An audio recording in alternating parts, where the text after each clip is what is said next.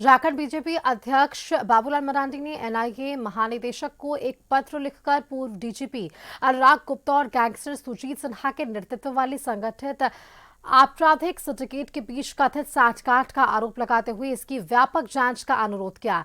बाबूलाल ने इस मामले को राष्ट्रीय और अंतर्राष्ट्रीय सुरक्षा को खतरा बताया है, जिसे लेकर प्रदेश में सियासत भी तेज हो गई है। बाबूलाल जी उपचुनाव भी अब हार गए घाटशिला। बेचारे बिल्कुल फ्रस्ट्रेशन में हैं, विचलित हो गए हैं वो कि जब से बाबूलाल जी भारतीय जनता पार्टी का यहां कमान संभाला है तब से वो भारतीय जनता पार्टी के लिए पनौती साबित हो रहे हैं। ना तो आम चुनाव वो जीत पाए, न ही उपचुनाव वो जीत पाए, और अब तो ये स्थिति है कि संगठन भी नहीं बना पाए। तो हमें लगता है वो पत्र ही लिख रहे हैं। देखिए, बाबूलाल मरांडी जी आए दिन पत्र लिखते रहते हैं, कभी किसी को कभी किसी को। अभी ये ताजा मामला है, उन्होंने एनआईए को पत्र लिखा है जो पूर्व डीजीपी थे उनके विषय में। एनआईए तो केंद्र की एजेंसी है और मैं समझता हूं बाबूलाल जी ने जब लिखा है तो इसमें जो भी करना है एनआईए को करना है। इस विषय पर संज्ञान लेके, चूंकि बाबूलाल जी कई बातें बेबुनियाद और अनर्गल करते रहते हैं, फिर भी उन्होंने संज्ञान में दिया है, एनआईए को पत्र लिखा है। हमारे प्रदेश अध्यक्ष माननीय नेता प्रतिपक्ष ने पत्र लिखा है एनआईए को और कुछ संगीन चीजों पर उन्होंने जांच की मांग की है। मुझे लगता है कि पूरे तरीके से सरकार को इस पत्र को गंभीरता से लेना चाहिए, क्योंकि सरकार के स्तर पर वैसी जांच नहीं हो पा रही थी।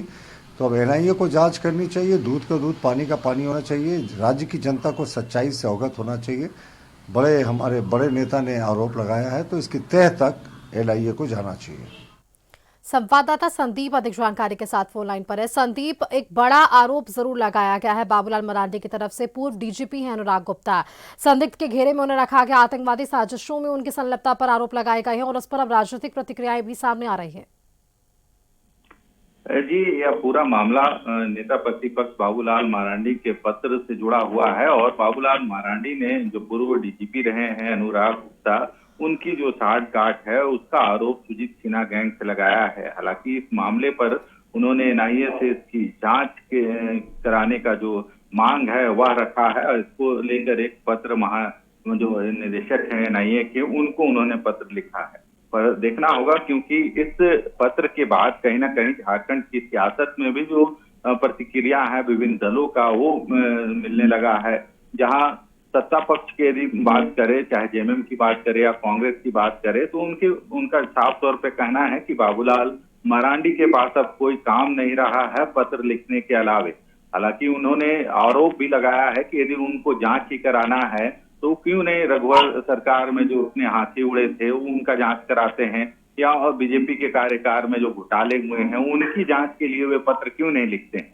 और उनका साफ तौर पे आरोप है कि वे संगठन को लेकर चिंतित नहीं है। रही वजह है कि उपचुनाव में भी उनको घाटशिला में हार का सामना करना पड़ा, तो वे अपने गिरबान में झांके पहले, उसके बाद इस तरह की जो मनगढ़ंत जो कहानियां गढ़ते हैं या आरोप विपक्ष के द्वारा, सत्ता पक्ष के द्वारा उनके ऊपर लगाया गया है।